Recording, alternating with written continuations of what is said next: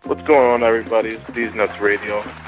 And God will back. I am telling you, that thing you used to do with your tongue was so awesome. Oh, I'm sorry, Sister Mary now? Okay, good. I'll see you Sunday. Okay, God bless. If it wasn't for him, these nuts wouldn't be in your ear, man.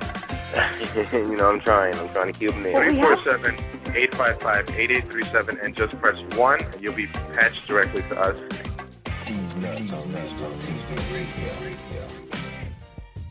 Got a big show tonight.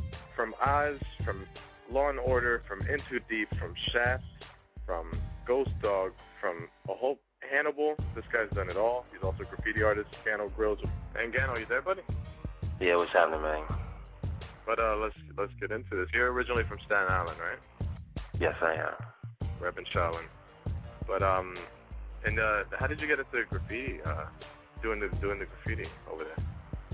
Well, graffiti was all around me, so I'm kind of like a product of the environment. So outside of just my intrinsic nature, I'm a Libra, so Libras are pretty inclined to just be artists and stuff like that. I was kind of influenced by just the graffiti that I was seeing around me. There was this group called TVS, the Vamp Squad, and like Saint 5, Ren, Basic 5, Shock 1, 2, 3. I saw these guys' names up all over the place, and it just kind of pulled me into that direction. And some of your stuff is beautiful, dude. Like, that's true art. Like, it's really good. A lot of people like to downplay graffiti and everything, but sometimes you look at some and it's really, really nice.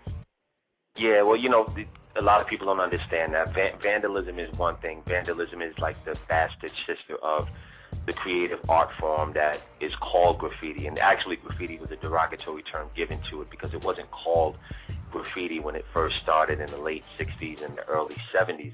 They just called it art, you know what I mean? Yeah. But it evolved into an art form.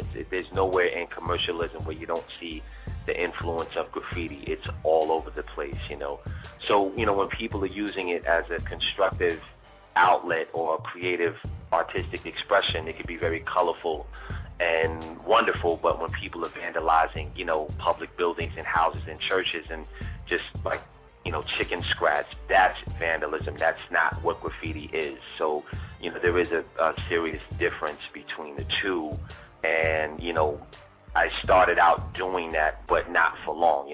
I quickly evolved into being a full-fledged artist. So, that's kind of what I try to help people to see, just the difference between the two mediums, And there's a myth going around that I actually read and I thought was true, but when we spoke earlier, you clarified it.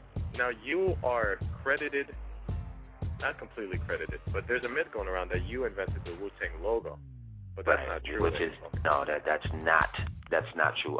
DJ Mathematics, he's the one that conceptualized and came up with the Wu-Tang symbol. I think it's a popular misnomer for the simple fact that RZA kind of threw me in a song and he said Wu-Tang tagged up on your tombstone by Gano, and because you see a lot of my graffiti in the videos and people knew that I'm from Staten Island and we're all kind of grew up together in Stapleton.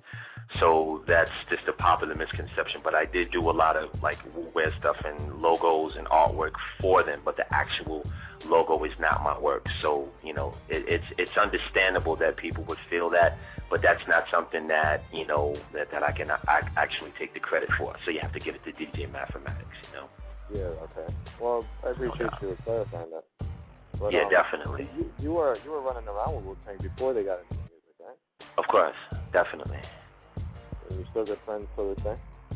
Yeah, everybody's cool, man. The thing is, everybody everybody lived on Staten Island at one time, but with success comes, fortune and a lot. There's like 9 guys in a group, and everybody lives in different places. Some people live in Atlanta, some people live in Florida, and it's difficult to get everybody together. And people like to hop around and bi-coastal, and some of the guys are on tour a lot of the times, you know what I mean? So when our paths do cross, it's always love, it's always good, you know what I mean? But initially, everybody grew up in Stapleton and Park Hill together, and ODB, God bless the dead, and Master Killer and Jizza, they came from Brooklyn, and they're related to RZA, and they used to come to Staten Island a lot, and that brought the whole Brooklyn influence to it. So collectively, everybody just came together and matched their styles, and I think that's kind of what made the synergy very unique and made everybody, it was well accepted. You know what I mean?